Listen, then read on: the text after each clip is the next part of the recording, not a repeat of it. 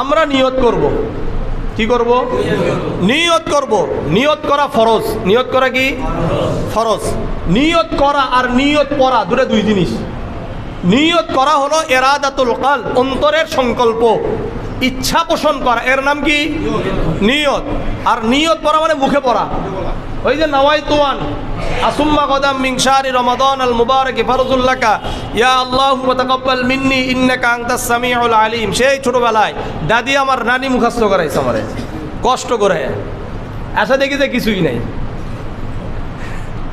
আশা দেখি যে কি কিছুই নাই। আল্লাহ আমাদেরকে বুঝার তৌফিক দান করে। এই যে পড়া, এই পড়া নয়, বরং কি করা? অন্তরের ইচ্ছা সংকল্প। আমি এখন পড়ছে, আপনারা এটা গিয়ে আবার পড়া শুরু করেন না, এটা নাই। এরকম কোরআন হাদিসের কোথাও এটা কি নাই। আপনারা অনেকে বলেন যে হুজুর আগে আমি যদি ছাড়তে পারি, আপনার ছাড়তে সমস্যা কি? আমি এত শুদ্ধ করে শিখার পরে ওটা ছেড়ে দিলাম কোরআন হাদিসে নাই দেখে, আপনার ছাড়তে এত সমস্যা কোথায় হয়? আমার কথা বুঝেন নাই?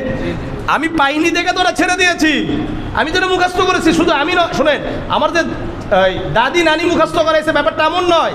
আমরা যাদের কাছে আলিফ বা তাসা শিখছি তারাও আমাদেরকে মুখস্থ করিয়েছে। এর জন্য আমি এটা বলবো না যে আমার শিক্ষক খারাপ, না। ওনারা ওইভাবে পড়াশোনা ওই পর্যায় পর্যন্ত যেতে পারেন নাই, বা পড়েন নাই, বা করেন নাই, অ্যানালাইসিস করেন নাই, সেই জন্য তারা বলছে। এই জন্য যে আর নাম কি আমার শিক্ষক খারাপ হয়ে যাবে, আমার শিক্ষকটাকে ধরে রাখতে হবে, ব্যাপারটা তো এমন নয়। ইসলাম তো এটাই যে আপনি কোরআন হাদিস জানার পরে যেগুলো কি থাকবে, কুসংস্কার থাকবে, যেগুলো ভ্রান্ত ধারণা থাকবে, এগুলোকে ছেড়ে দেওয়া। এটাই তো মূল মুসলমানদের কাজ। মুসলমানদের কাজ এটা নয় যে একটাকে পূজা করা, বাপদাদার পূজা করা, শিক্ষকের পূজা করা, পীরের পূজা করা, শায়েখের পূজা করা, উস্তাদের পূজা করা। নিজের কোনো কি নাই, বিবেক বুদ্ধি কিছু নাই। কোরআন পরে এরপরে বলে না হইল না, আগেরটাই ঠিক, এরকম না তো। আপনারা অনেকে মনে করতে পারেন মনে হয় হুজুর এটা আগে থেকে এইভাবে, না, আমিও তো শিখছি ওগুলো, তারপর ছেড়ে দিয়েছে, সমস্যা কোথায়?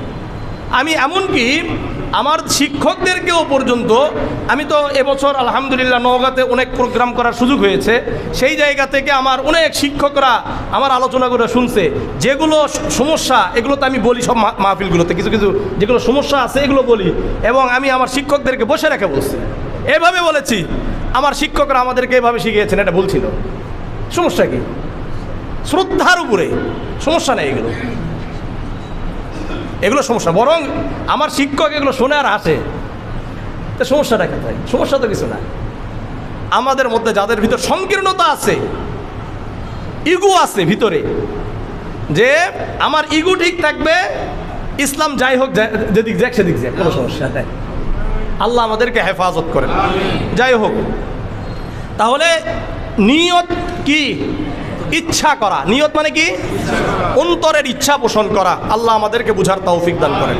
তাহলে নিয়ত করা কি ফরজ? নিয়ত করা সহিহ বুখারীর 1 নম্বর হাদিস, আন উমর ইবনুল খাত্তাব রাদিয়াল্লাহু তাআলা আনহু قال قال رسول الله صلى الله عليه وسلم انما الاعمال بالنيات। প্রতিটি আমল নিয়তের উপর নির্ভরশীল।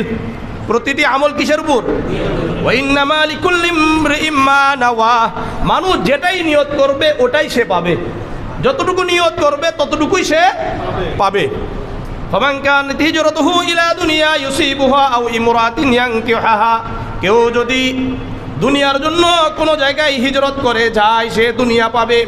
কেউ যদি কোনো নারীকে বিবাহ করার জন্য যায়, সে কি পাবে? ওই নারীকে বিবাহ করতে পারবে। ফাহিজরাতুহু ইলা মা হাজারা ইলাই। যেই নিয়তে সে হিজরত করবে, ওই নিয়ত অনুযায়ী সে তার আল্লাহ রাব্বুল আলামিনের কাছে তার প্রতিদান পাবে। আপনি যেমন নিয়ত করবেন তেমন। এই হাদিসটা বলার উদ্দেশ্য যে দুনিয়ার কথা বলল, স্ত্রীর কথা বলল। মক্কা থেকে মদিনায় একজন ব্যক্তি হিজরত করছে একজন নারীকে বিবাহ করার জন্য। সে আসলে দিন প্রতিষ্ঠার জন্য কি করে নাই। এই জন্য রাসূলুল্লাহ ওই হাদিসটা এইভাবে বলেছেন। বুঝে আসছে? আল্লাহ বুঝার তৌফিক দান করে। তাহলে নিয়ত করা এক